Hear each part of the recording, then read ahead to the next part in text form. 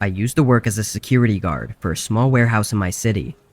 It was an overnight job, which wasn't ideal, but it paid really well in comparison to other similar gigs. Though the warehouse itself wasn't too big or impressive, the company that owned it sold expensive tech items, so I guess it was necessary to have the building under surveillance 24/7. My job was nothing more than watching the cameras, walking around, and very rarely filling out reports. This night, it was raining heavily, with occasional thunder as well. Honestly, although it was a bit of a creepy ambiance, it was nights like these that I felt more laid back, knowing that nobody would be going out. I got in and talked to the closing shift workers as they left, having the warehouse to myself from 10:30 p.m. to 6 a.m. Usually the building was really quiet, with only a bit of creaking, but with the rain crackling down on the roof, it was almost impossible to hear anything else. About 2 hours in, I took a break from staring at the camera footage and got up to walk around the building for a typical security check. I went all the way down to the far end, where most of the actual storage section of the warehouse was, then started walking to the other end, but a soft beeping sound began echoing through the hallway. It was an alert coming from the security room. I walked quickly over and checked it, seeing that it was a latch sensor on the back door, which meant that someone tried to open it. I opened up the live camera feed that covered that door, but nobody was out there. After a minute, I went to the back door myself to take a look at it, thinking maybe the sensor was faulty or that the rain had messed with something. I disabled the alarm and opened the door, then glanced around, seeing nothing but an empty alleyway behind the warehouse. Nothing out of the ordinary. The door itself looked fine though. I mean, I was no expert on it, but I ran it through the test and it never misfired or failed to detect the latch. I looked around once more before shutting and locking it. Unfortunately, despite me not seeing anyone or anything, I still had to file an entire report on the incident due to the alarm showing up in the system. So I got back to the security office and started filling out the paperwork. Only a couple minutes in, a thud echoed through the entire building. I jumped up and stared down the hallway, unsure of exactly where the sound came from or what it was. I left the room and stood in the hallway, listening for any more sounds, but didn't hear anything aside from the rain hitting the roof. I walked cautiously across the building, looking at the shelves for any fallen boxes or noticeable damage, but as I got closer to the front of the building, the sound of the rain started to get louder. I rounded the corner and stopped in place as I looked across the warehouse. The front door was wide open, and on the floor I could see the reflection of water puddles, likely from someone having entered the building. I sprinted back and locked myself inside the room, pressing the emergency button to get a hold of the police immediately. While I waited, I heard a few thuds from within the building, and then it stayed quiet until the police arrived. I waited by the front and gave a report to one of the officers, while two others searched the warehouse. A minute later, they came back to the front with a man in cuffs. They said he was hiding behind some boxes in the storage area with a hammer in his hands. And as he passed by, he gave me a cold stare that horrified me. After a few days, police reported back that the guy seemed to have been under high influence of several drugs and gave no reason for his actions. It's unclear what he intended to do, but he was hiding with a hammer in his hands after forcefully breaking in, and with him being so intoxicated, there's just no saying what he could have done. Luckily, he's still behind bars, and I no longer work overnight at a creepy warehouse. But that night still holds a horrifying feeling over me, especially on rainy nights when I can't see or hear my surroundings.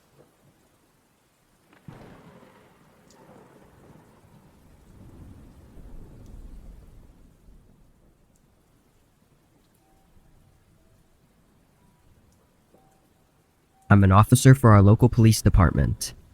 Shifts in our department are always switching around, having people work 10 to 12 hours on a different schedule every week, sometimes overnight, followed by early morning, and then overnight again.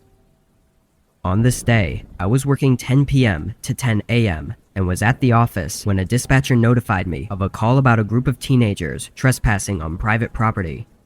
Specifically, it was a hospital on the outskirts of town that had been deserted for the last decade. This was a common place for groups to hang out and do various illegal activities at, and the whole department knew about this, and most of us had been there several times before. This was my fourth time having gone there, and I was sure it would be a quick and typical case of walking in and either escorting a group of friends out or watching them run off. I was tired, so either was good enough for me. I honestly didn't care too much to arrest and charge them. I just needed them to leave the property. When I got there, I was quickly aware of a flashlight shining through the windows of the second story. What was strange about it was that it was moving really fast across multiple windows, like someone was running through the hallway. I got out of my vehicle and prepped my flashlight, then entered the building. First thing I did was call out, requesting everyone to show themselves and whatnot. But of course, no one did. I listened at the entrance for any noises to hopefully give me an idea of where to look, but it was dead silent. Enough so to wake me up and get my nerves going, having me keep my right hand on the holster of my gun. I think it was always a slight fear that it could be a trap to lead in an officer and attempt something, but I kept my cool and walked through the old hallway and up the flight of stairs. It was as I reached the top that a thud echoed through the building. It sounded like someone hitting a wall and was definitely from the second floor. I entered the hallway and shined my flashlight all the way down, not seeing anyone or even a sign of anyone. I called out again, very aggressively, knowing that the stairs I was by were the only way up and down from the second story. I stayed there and listened again, but heard nothing more than the creaking of the building. I walked slowly through the hallway, looking through each door and scanning the rooms with my flashlight, but there was nothing more than old hospital beds and graffiti. When I got to the last room, the door was closed, so I called out one more time before swinging it open. I cleared the room, but nobody was inside. However, there were signs of recent activity, being cigarettes on the ground with smoke still rising from them. This was extremely concerning, knowing that they hadn't left the second floor through the stairs, and the only other way was if they had jumped out a broken window. Before I could even check, the door behind me slammed shut, followed by something smashing against it and footsteps departing down the hallway. Luckily, I was able to forcefully push the door open enough to slide through the opening, seeing that a large hospital bed was pressed against it. By the time I got out, whoever was there was long gone. Backup came, and we did a more thorough investigation, also checking in with the one who originally called in the two teenagers. What was odd about this was that there was only one clear set of footsteps I heard, and only one flashlight in the window. The cigarettes still burning also showed that they had left in a hurry, which could have been from me arriving, but then why would one of them have stayed behind? In the morning, we got a report from a mother on her missing teenage son, followed soon after by an identical report by another mother on her teenage son. After looking into it for days, and then weeks, and then months, it was almost definite that they were not going to show up. And now, 6 years later, they still haven't. Their disappearance is an unlikely one, and that's what makes it so difficult. It isn't certain whether or not the person in the hospital with me was one of the two kids, but the current most stable theory is that it was someone else, and unless something more comes up, it's not likely that we'll ever know.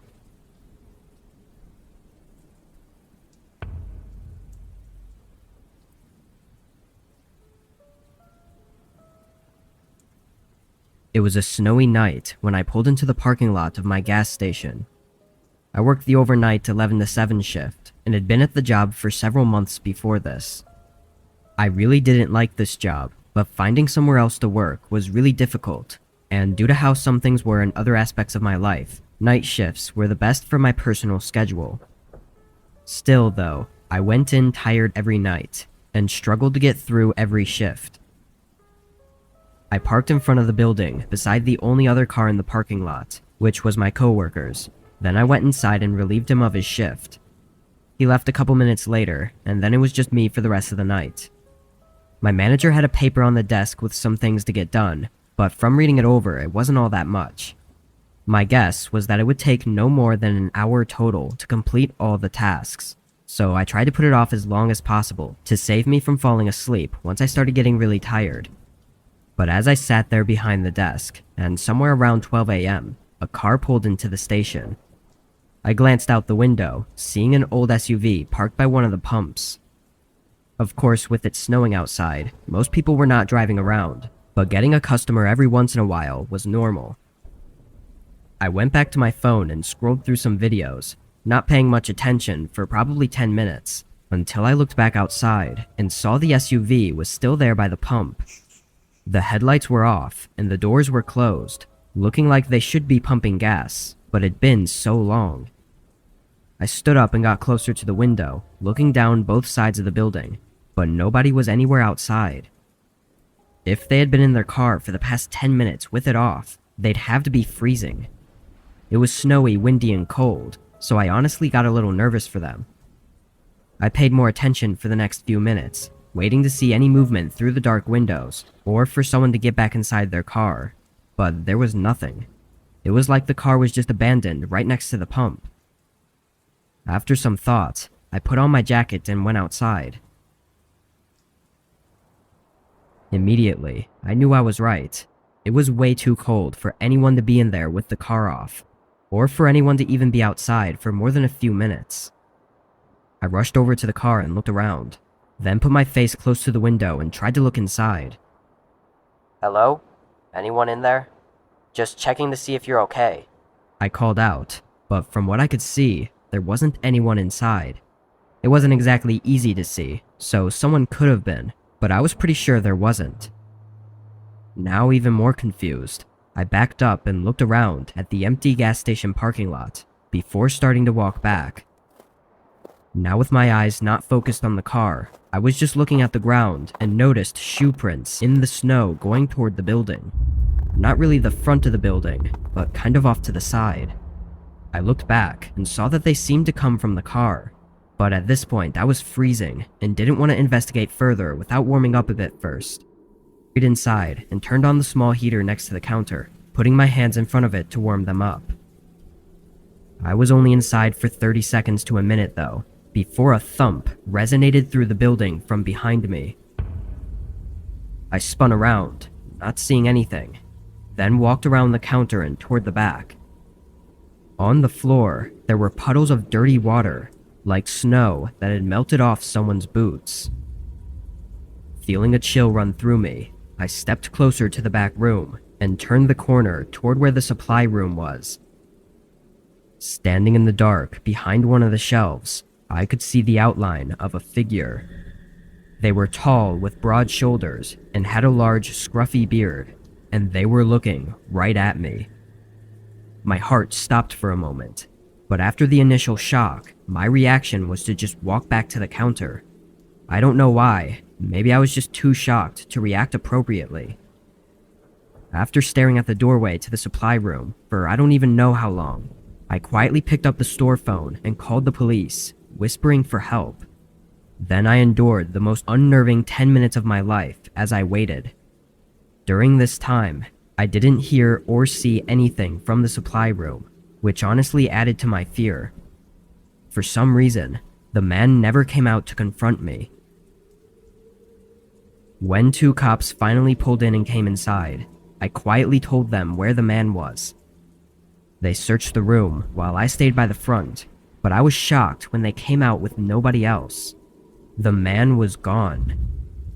Watery shoe prints surrounded the back door, but outside were fresh tracks in the snow going straight away from the gas station, straight into the completely dark, empty field that led on for miles. Obviously, nobody could search that at night, but even when they did in the following days, they didn't find anything. I mean, the field was huge. He could have gone anywhere, but it was so cold and windy that night that I was almost sure that they'd find a body. The SUV was taken in for hopefully more information. I don't know how or why, but for some reason they couldn't find any history of ownership, So that left us with just what we know from that night. And we are still left with just that. Who the man was and what he was doing remains unsolved. And where he is now is just as much of a question.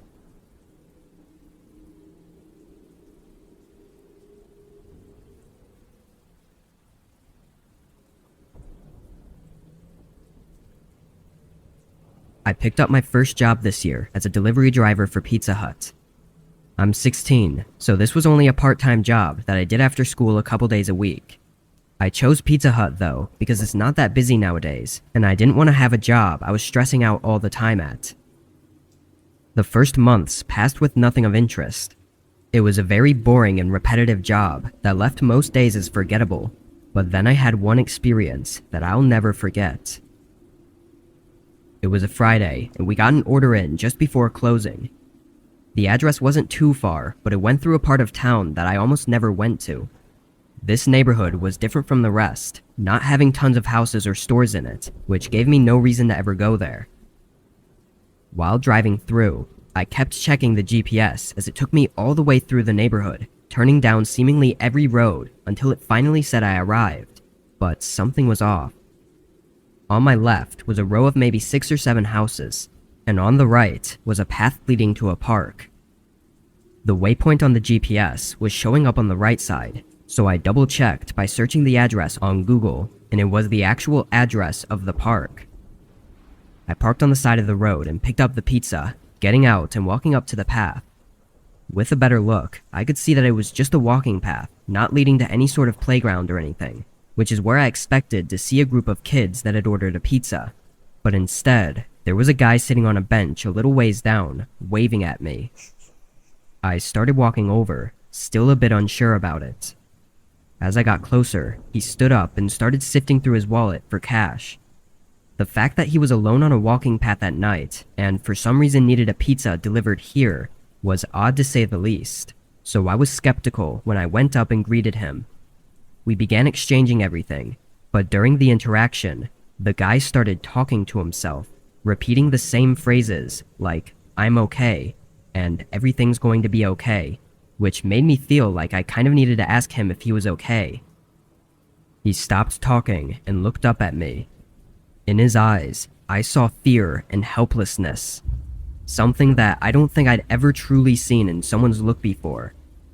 From his look alone, a surge of adrenaline rushed through me, and I turned around, only to be met by a tall man wearing a cloth mask over his face. He held me at knife point and screamed at me to empty my pockets and toss everything on the ground. I quickly did as he said, and only became more terrified when he started to forcefully push both me and the guy from the bench off the path and into the woods, leaving everything on the ground and showing no interest in any of it. We walked for a few minutes, going well into the woods, far enough to no longer see the light of the path. Then the guy next to me suddenly shoved me to the ground and started to run in the other direction. The man in the mask surprisingly left me alone and took off after him. I quickly got back up and ran back to the path, hearing and seeing nothing else. Police arrived only a few minutes after I called, but both men were gone, and from what I know, they still are. I can't say why the other victim pushed me down, though it was most likely an effort to leave me behind so he could escape. I don't blame him, but it was a low move and makes me feel slightly less sorry for him and whatever he had to endure afterward. What the abductor intended to do is unknown, but him showing no interest in my wallet or belongings makes me feel it was something extremely awful. Ironically though, it was the selfishness of the other victim that both put me in that awful situation and saved me from it.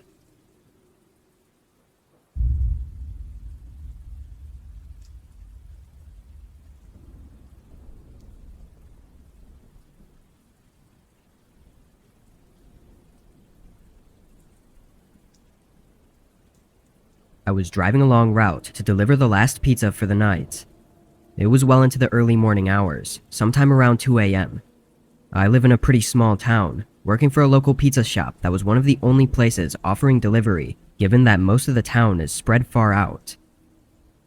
The road I was on was a not so often used side road that conveniently went from one side of the town to the other without any stoplights or intersections. It was mainly empty, going through the forest that surrounded our town. As I drove along, something with my car started to feel different. I checked my gas, but it was at half, and no other icons were showing up on my dashboard. I figured it was nothing and ignored it, but the further down the road I got, the more my car began to struggle. It was bumpy, shifting back and forth as I tried to maintain speed, until it just stopped accelerating. The car rolled forward, and I slowly turned it off to the side of the road, stopping it halfway in the grass. With some annoyance, I looked again at my dashboard as I tried to turn the car back on, but had no luck. I rubbed my eyes with frustration, then calmly got out and looked for any signs of damage on the outside of the car. I didn't see anything, but it was a really old car, and honestly I didn't even know what to look for. As I was out there, I looked down the road, not seeing anything but fog and trees. But when I looked back the way I came from, I saw a figure far out standing in the fog on the other side of the road. I got back in my car and called up one of my coworkers, who was also a friend of mine, and asked if he could do me a favor and pick me up. He agreed, though it wouldn't be for another 30 minutes. I thanked him, then called the customer to let them know my situation and apologized for the inconvenience. They were nice about it, so all I was left to do was sit back and wait. After a second, I remembered that figure that I'd seen, so I checked my mirrors, but saw nothing. I didn't see anybody on the side of the road or by the trees, although it was really dark and foggy. I sat back again and opened the box of pizza, grabbing a slice for myself while I waited. Over time, though, an eerie feeling continued to grow on me. Being out on this empty road with very limited vision just started to freak me out. I could only see a few feet into the forest before it was complete darkness, and the fog on the road seemed to only get more dense as time went on. I waited for 30 minutes, keeping my eyes open the whole time and checking the mirrors. But then I heard something. Footsteps, getting more noticeable as the sound came closer, coming from the darkness within the forest. I stared at the empty fog, seeing a man appear near one of the trees. He walked directly up to my car, knocking on the window and sending a friendly smile at me. Sorry, I can't roll the window down," I said through the glass, not really sure what else to say. The man said nothing, but then casually tried to open the door before walking around to the back. I looked in the mirror as he stood by the trunk, seeming like he was trying to hide for a second as he shifted around with something in his hands. And it was just then that headlights came through the fog from down the road. The man watched as the car slowed down and started to pull in behind me. Then he ran into the forest, losing my sight in the fog. My friend seemed to have noticed the man as well, because he was very cautious about approaching my car. We ended up leaving my car behind, and it was on the ride back with my friend that he told me the man was holding a gun before he ran into the forest.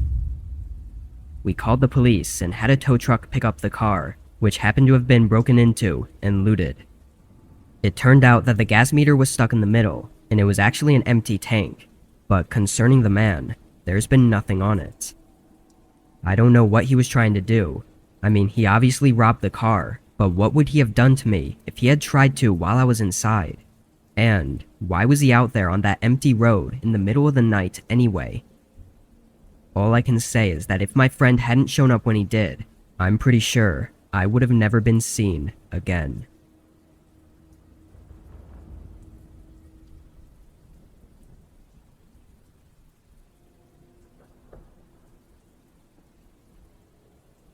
Being a delivery driver was never my first choice for a gig in my late 20s, but I got laid off during COVID, and the only place hiring was a local pizza shop. It was a popular place in our town, but really it was just basic pizza. Anyway, this was during the time when everyone was staying inside and ordering for delivery, so I was working overtime and staying busy up until close every night at 1 a.m. This was just another day, running deliveries all over town. Around 12, we got a call in for 4 large pizzas for a house located just outside of town, about 30 minutes away. I accepted it, knowing it would be my last order anyway, and it was a big order, so the payment would likely make up for the longer drive. By 12:15, I got en route to the house. The drive wasn't anything to note. All the roads were empty and nobody was outside due to the mandatory lockdowns going on. When I got to the address though, I was immediately confused. There was a driveway with a large open gate, looking like it belonged to a large mansion of some kind, but at the end of the driveway was nothing. It was just a dead end with forest all around, except not far off in the trees was a glowing light. I pulled in and parked in the middle of the driveway and got out. Now standing outside, I could see more clearly that it was a campfire or bonfire of some kind, and I could hear a group of people talking. After a moment, a figure stepped in front of the glowing light from the fire and waved at me, like he was inviting me to bring over the pizzas. It goes without saying that this was not normal in any way, but seeing them wave me over and hearing the group of people gave me more than enough reason to believe it was just a bunch of college kids hanging out. I mean, they did order 4 large pizzas, so it all just added up in my head. I got the pizzas from the back seat and left the headlights on as I started walking off the driveway and into the trees. A few more people showed up in the light as I got closer, all watching me walk toward them. When I reached the bonfire, there was half a dozen more people standing and sitting in the area. Strangely, none of them seemed happy that the pizza was here, and there was nothing else around in the yard. No beer bottles or drinks of any kind. No music players, no games. Just a bunch of people hanging around a bonfire. I stood on the edge of the site and kind of just held the pizzas up awkwardly, hoping one of them would come up to take them and pay. A second later, a man walked over and took the boxes, handing them off to someone else. The whole eerie feeling of this place was getting to me, making me more uncomfortable with every second that passed. Before I could even ask for payment though, I heard some footsteps approaching, and from the forest, several more people came in toward the bonfire. There were at least a dozen of them now, all looking at me and not saying anything. I'd never once left without payment, but this situation literally had me shaking. I quickly turned around and started walking back to my car. I looked back a couple times, seeing them still standing by the fire and not hearing any of them speaking. As I exited the tree line though, my heart almost stopped as 2 figures sprinted away from behind my car. They went straight into the forest and disappeared past the headlights. I didn't even check my car for anything missing. I just got in and backed out, speeding down the road to get as far from there as possible. Once I made it back to the shop, I told my manager of the strange situation. Thankfully he understood and even tried calling the number they used to place the order, but they declined to answer. After a bit of discussion, I ended up calling the police to have them check up on the group's suspicious behavior. It had been less than an hour since I was there, but when the police arrived, the only sign of them was the bonfire still burning, but left unattended. What really happened that night is unknown, and as far as I can see, it will likely remain that way.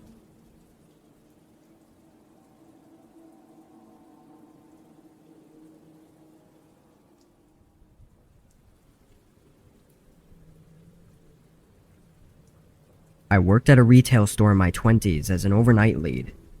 It wasn't one of your regular big chain grocery stores. It was a local place with only about 8 or 9 locations. Most nights I'd have an overnight stalker to help out, but it wasn't uncommon for me to spend the whole shift alone. Again, not the biggest store, so it really wasn't a very intense working environment. A lot of the time I'd find myself working slow, just so I wouldn't run out of things to do. This was one of those nights where I was alone and working at a steady pace. At the beginning of my shift, I loaded up some boxes and moved into the aisles to start stocking. It doesn't take much mental effort, so my mind was elsewhere and just thinking about random things, not really paying any attention. I went through about 3 aisles until a knock at the front entrance made me jump.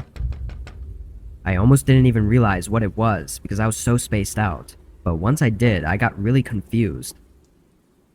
I heard them knock again, loud enough to echo through the store.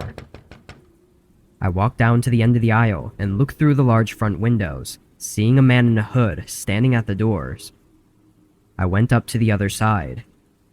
"We're closed. Won't be open until 8 a.m." I said through the glass. The man looked at me, but didn't say anything.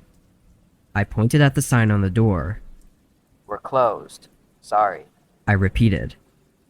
The man continued to look at me for a few seconds, then turned and walked away. I watched him walk until I couldn't see him anymore, but it didn't look like he had parked anywhere. The whole thing was odd to say the least, but I figured he was just at the wrong place or something. I went back to what I was doing, stocking up the shelves and eventually forgetting about the man. By 2 a.m., I'd gotten through half of the aisles and was ready to take my lunch break. I left the boxes where they were and went to the break room on the other end of the building. I was in there for probably a good half hour before I tossed the rest of my lunch and went back to work. I walked through the store and to the end of the aisle I was working on, but just as I looked up, there was a man walking past the other end. He looked like he was just walking across the store, not having noticed me. I froze in place, feeling that instant rush of fear. Now listening intently, I could hear the man's footsteps move toward the side of the building I'd just come from, so I moved into the aisle and hid behind the shelves. The footsteps sounded like they went toward the break room, but just before I left the aisle to try and run and get help, I heard the man rushing out of the room. The footsteps were now sprinting through the store, getting closer and closer. I ran for the other end of the aisle, looking back and seeing the man turn in and start running at me. I ran for the front door, getting my keys out and trying to unlock it with shaky hands.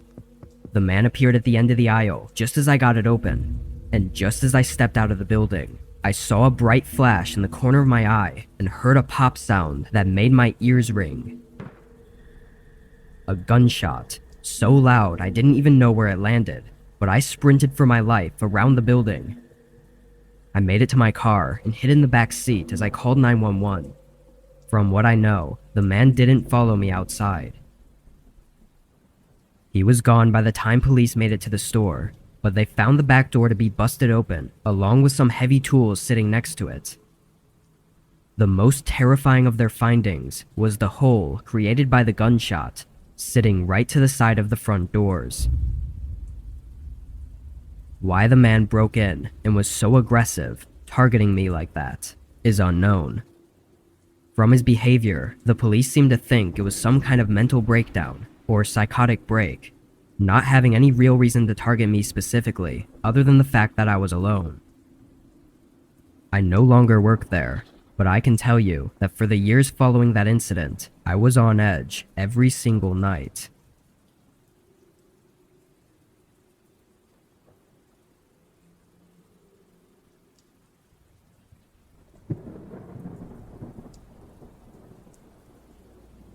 I work from home for a cybersecurity company, which really isn't as interesting as it might sound. I have to be online overnight from 10 to 6, scrolling through files full of code to see if anything is a possible threat. It's extremely boring, and when paired with the overnight shift, it makes for a struggle every night to stay awake. One night, just a few weeks ago, I was up at 2 a.m. working and feeling the weight of my eyes. I pushed through the sleepiness for a while, checking my phone over and over, hoping the time had somehow skipped forward. At 2:40 though, I took a break and decided to order some food to get myself some fuel for the remaining 3 hours of my shift. I opened up Uber Eats, and my only real option was Taco Bell, so I sent in an order and got up to get something to drink. As I walked through the house with only the hallway light on, I woke up some more and realized it was raining outside. I looked out the front window and was surprised at how hard the rain was coming down, given I had been so oblivious to it while working. My first thought was how I just ordered for delivery, and I felt really bad for basically making someone run through the rain for my own convenience. I checked my phone and saw the order was already received, so I sat on the couch and waited for them to show up. After about 10 minutes, I was notified that they had picked up the order, so I watched the map on Uber Eats as the car made their way across the town and eventually into my neighborhood. Once they were a minute away, I put my phone down and opened up the front door so we could make the exchange as quickly as possible. I stood at the open door, staring at the end of the road where they should have been coming from, but another 5 minutes went by without seeing any cars. I picked up my phone again and checked, but on the map, their car was still in my neighborhood, and when I zoomed in, I realized they were right around the corner, just before the turn onto my street. I looked outside again, but didn't see any lights from their car. My rightful reaction was that they probably had the wrong house, or couldn't see the address numbers through the rain, so I tried calling them. A few rings, then they rejected it. I tried again, but had no luck. Unsure of what exactly was going on, I stayed at the door and waited. I want to say 5 more minutes went by before I tried to contact them again. I called, and this time it rang for a while, but then they answered. I asked where they were and if they needed help finding my house, but as I listened for their response, all I heard from their side was the crackling sound of rain pouring down. After another few seconds, I hung up. Feeling really weird about that call, I checked the map one more time. At first, it hadn't updated, but when it did, it showed them right outside my house. I checked the windows and saw nothing, but knowing they were walking around in the rain like this was giving me a really bad gut feeling. I closed the door and locked it. I swear I only made it a few steps down the hallway before a loud knock shook the front door. I carefully looked through the peephole. A man in a gray hoodie was pacing around on the porch. His head was on a swivel, like he was checking for any onlookers as he waited anxiously for me to answer. "Uber Eats delivery," he yelled, but nowhere did I see a bag with my food. I stayed in place, not answering or making any sounds. The man got increasingly more hectic with his movements and called out several more times. Then, he suddenly pressed himself up against the door, blocking my view as I heard a few dull scrapes on the wood, before he quickly ran to the side of my house and disappeared in the rain. I called the cops, but his car was already gone, and from what I was told, he was using a scam account.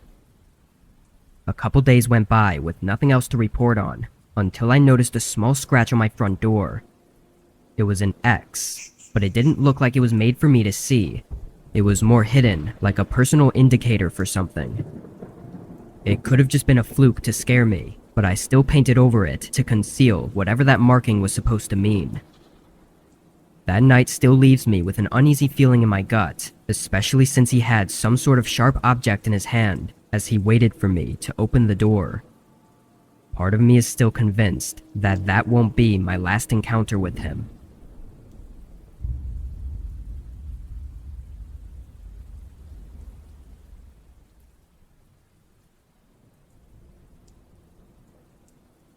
In my mid-20s, I worked at a retail store as the overnight manager. It wasn't a big place, and the only reason I was technically a manager was because I'd be the only overnight worker. So, I was in charge of checking stock, filling shelves, and sometimes receiving order shipments. I was very satisfied with the job and never found myself hating the work, and up until this, I hadn't had anything really happen. It was a weekday night, and a storm was just setting in as I started my shift. Over the first hour of being there, the rain had picked up, and the wind was hitting the building much harder than before, making a lot of noise. I was filling the shelves for the first 2 hours, trying to get the time-consuming tasks out of the way first. As I was in the aisle though, I heard a thud sound resonating through the building. It sounded like it came from the back of the store in the warehouse section, where our delivery bay was. I walked over and saw the solid metal back door that truck drivers used to get in when making deliveries. The more I thought about it, the more I convinced myself that the thud sounded like a bang at this door, as if a driver was trying to make a delivery, but there were none scheduled for tonight. I opened the door and was met with a face full of cold rain and wind. I stuck my head out briefly to look down at the shipping bay and saw no trucks, so I closed the door and dried off. While walking back to the aisle, I assumed the noise was just the building having shifted a bit from the wind, or maybe just some strange sounding thunder that I hadn't noticed before. I continued working for another full hour before taking a lunch break in the back office, spending maybe 15 minutes there before heading back. But while I was walking through the store, I got this strange feeling, like everything had gone silent aside from the rain ticking on the roof. It gave me chills, and as I reached the end of the aisle, I saw something that made my heart almost stop. Right next to my cart, halfway down, was a line of wet shoe prints through the aisle. I approached it without even thinking and tried to figure out how this was even possible. I followed them down to the front of the store until I saw so many watery prints going all over that it was impossible to follow, and honestly, horrifying to know that they'd walked around the entire place. I ran back to the office and locked myself inside, calling the police and waiting.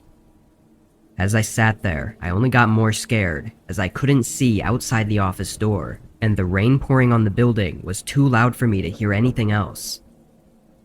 After 10 minutes, the operator that had me on hold came back on the phone and said the police were right outside the building. I quickly got up and opened the door, and right on the ground was another set of watery shoe prints alongside mine, leading right up to the office I was in. I sprinted to the front and hurried to let the police in. In their search, they didn't find anyone in the store. Security tapes were reviewed not long after, showing us a man in a dark jacket entering the building through a side door that had been left unlocked. He clearly spotted me early on and stayed hidden until I went on break, then he walked around aimlessly. He didn't steal or break anything, he just went down the aisles and looked at the shelves. But the creepiest and most horrifying part was when I entered the office and waited for the police.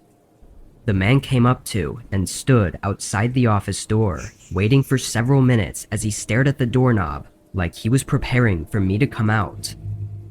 Luckily, he decided to walk away a few minutes later and exited the store. No more footage of him was seen after that. The man never came back, and as far as I was told, he was never found. What he was doing that night is still uncertain, and it will likely remain as an eerie uncertainty for the rest of my life. This happened last fall. It was toward the end of the season, closer to winter, and where I live it gets pretty cold, and even snows sometimes in October. I've been doing food delivery for the past 3 years and was working on this night. It was around 10 p.m. and lightly snowing outside. It was one of the first snowfalls, so people must have been skittish to go out.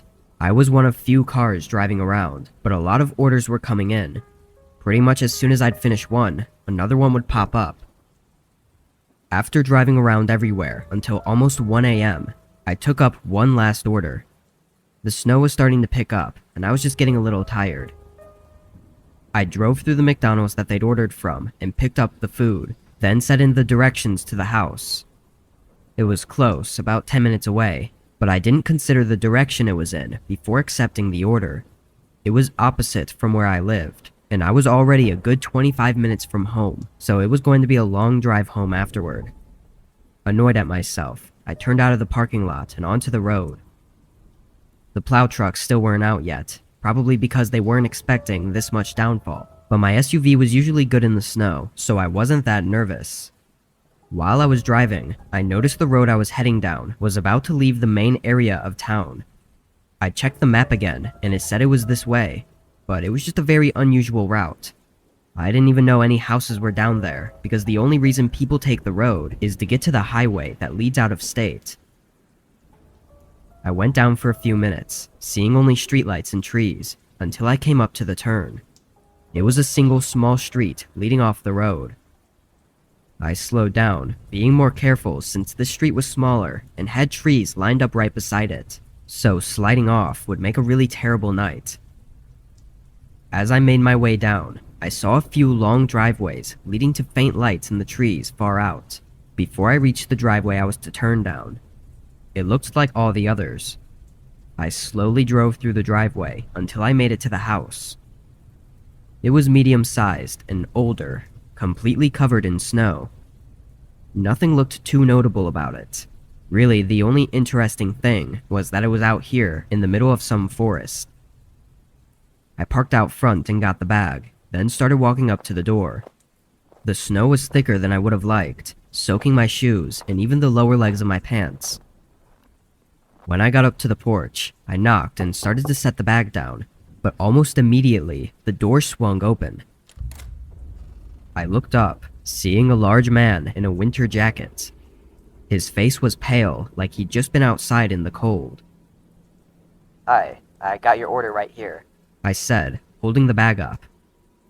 After a moment, the man stepped back and opened the door wider. "You can set it down right over there."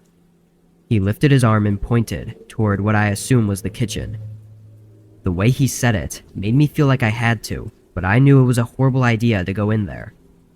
I looked at the man's hands, seeing he wasn't holding anything, so it really didn't make any sense for me to do anything other than hand him the bag. "Sorry, but I really have to get going," I said nervously, holding the bag up again. The man's face dropped into a frown, then he suddenly slammed the door shut. Still holding the bag up, and just a bit shocked by what was happening, I set it down on the porch and quickly started walking back to my car. But just as I got past the front yard, I heard something from behind me. I turned around, realizing it was from somewhere on the other side of the house. It could have been a back door or something, but was too muffled to hear clearly. Getting creeped out, I walked quicker and got in my car. I switched it on, and right as I looked up, I saw the man coming around the side of his house and making his way quickly over to my car. He had something in his hands. It almost looked like rope, but there was something else that I wasn't able to make out. I suddenly felt my heartbeat spike and adrenaline take over my body. I started going in reverse, trying my hardest to go quick while also not getting stuck in the snow. The man got close, probably just a few feet away, before my car was able to grip the road and start picking up some speed. I backed up through the whole driveway, seeing the man eventually stop and watch, slowly fading into the dark as I backed up into the street. I don't know what he was doing. Honestly, the whole thing was just terrifying and confusing, enough to make me not even want to think about it. I still do food deliveries, but I'm far more cautious, and most of the time, I don't even knock on the doors anymore. I just drop the food on the porch and leave. Had I stayed any longer that night, or had entered the house, who knows what would have happened to me.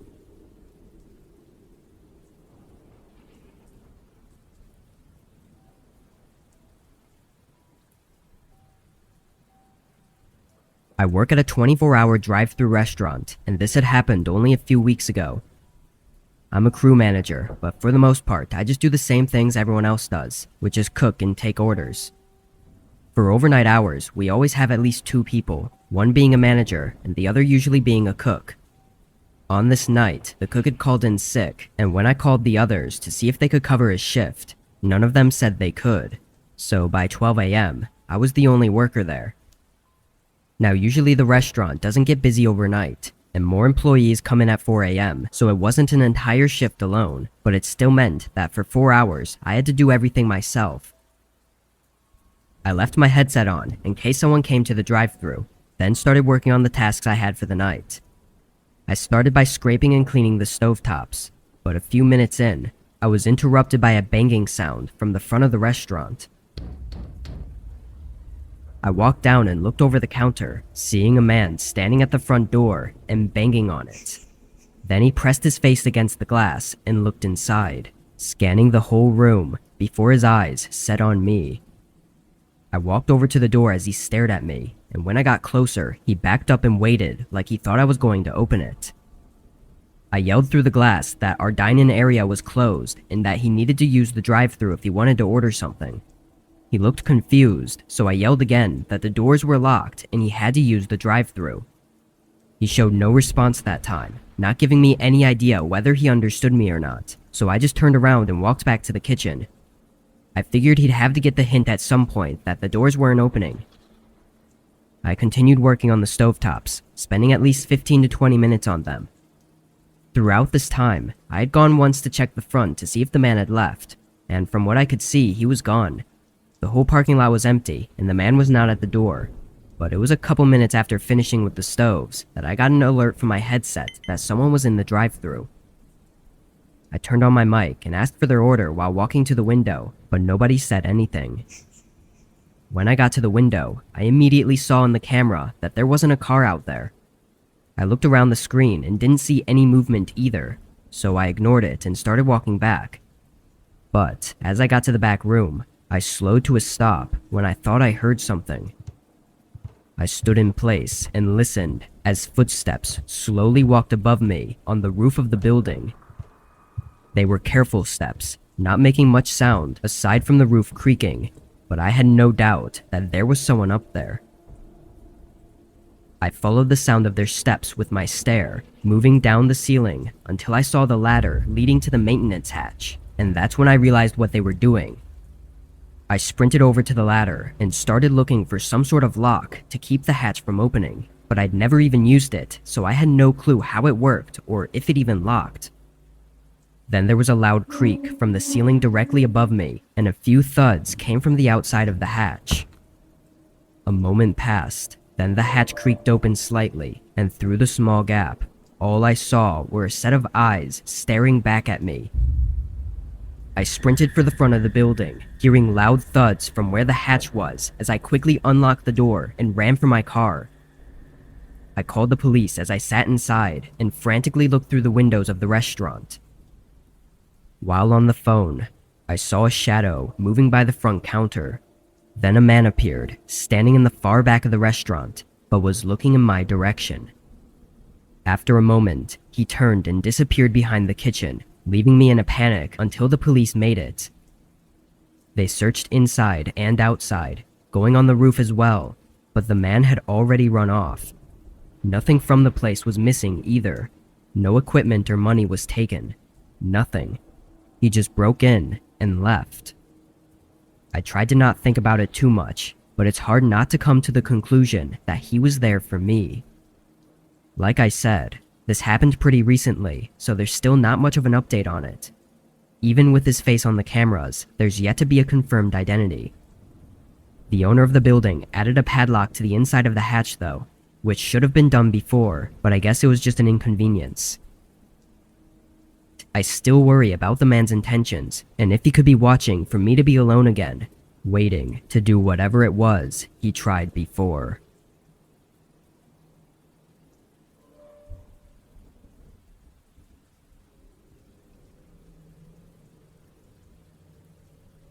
I spend a lot of my spare nights doing deliveries for DoorDash. It's my way of getting extra money while also not needing to commit to a more strict second job. I started driving around 9 p.m. on this night and steadily took on some orders until 11, where it slowed down a bit. During this time, I just drove around the shopping center that had most of the fast food restaurants people often ordered from, and eventually another order came through. It was a regular order to be delivered about 4 miles away. After getting the food, I started the directions to the address, and it was almost immediately apparent that it wasn't a house. I scrolled in on the map, which only showed streets and buildings, and the address it pointed to was along a street that had no buildings on it. It looked kind of like an empty plot of land, but the DoorDash map was never that great, so I just started driving and decided to at least check it out and maybe call the customer if there was an issue.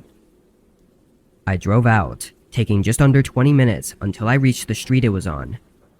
This street was very bare, no houses or crossroads, and no cars driving on it. When I got to the end, it became a gravel road, and on the side was a small wooden sign that was too weathered to be legible. I pulled onto the gravel and turned my brights on, and right away I could see something far off down the road.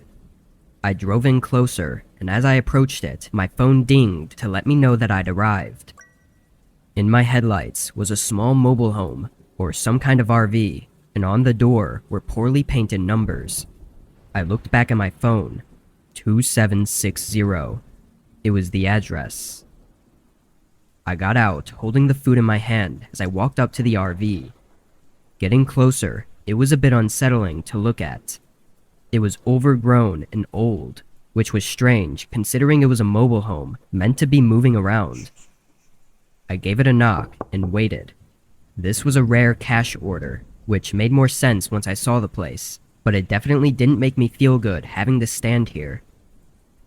As I looked around, an eerie feeling loomed over me. This place was surrounded by the woods, with no lights anywhere. Past the RV, it was complete darkness. I heard something from inside, and I prepared for them to open the door, but then a voice to my right startled me. I looked over and saw a man smiling at me. standing by the corner of the RV. He asked if I had his order, and I nodded, apologizing and walking it over to him. I handed it off and said his total. The man reached into his pocket and pulled out a $5 bill, then smiled again and said he just needed to grab the rest.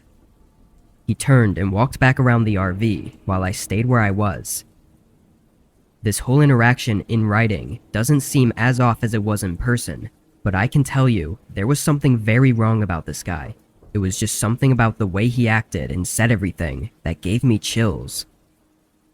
I waited for a minute or so before getting more nervous and looking around the corner to see where he went. In the distance, I saw a figure standing by what looked like the dark outline of a shed. They were not walking, they were just standing there. As the fear grew inside me, my head jolted around, hearing the door to the RV opening. A different man looked out at me, and just as I started to greet him, he slammed the door shut. My heartbeat now intensifying, I looked back out at the man who was by the shed. He was now walking back toward the RV, but had something else in his hands. In the moment, I couldn't tell exactly what it was, but it was either a long bat or a rifle. I ran back to the car, getting in and turning it on with shaky hands as I put it in reverse. The man came around the side of the mobile home and stood calmly in the darkness as I drove off. I don't know what happened there, but I wasn't exactly keen on finding out. I went straight home afterwards and debated calling 911, but was caught up on the fact that I didn't actually know what was going on. In the end, I made the regretful decision not to notify the police. Whatever happened that night will remain as just the strange encounter it was, with no answers to the true nature of it.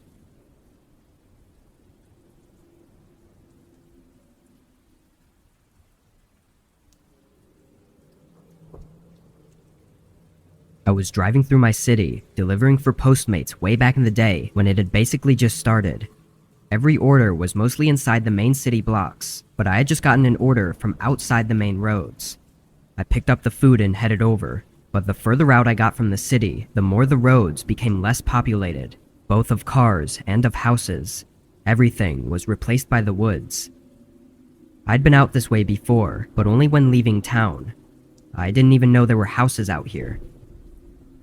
I drove until the GPS told me to turn down a gravel road, which was almost unnoticeable. There were no lights aside from the dim ones coming from my old car as I made my way down this thin path through the woods. It was much longer than I expected, taking a whole minute to reach the house. To be honest, it was what I assumed it would look like due to its isolated location in the woods. It was aged and almost entirely made of wood, having vines growing up the outside of the house. There were a few lights on inside, shining through the windows, but if there hadn't been, then I probably would have thought twice about approaching it. I checked the bag for everything, then went up to the front door. I pressed the doorbell, which didn't really work, so I had to knock as well.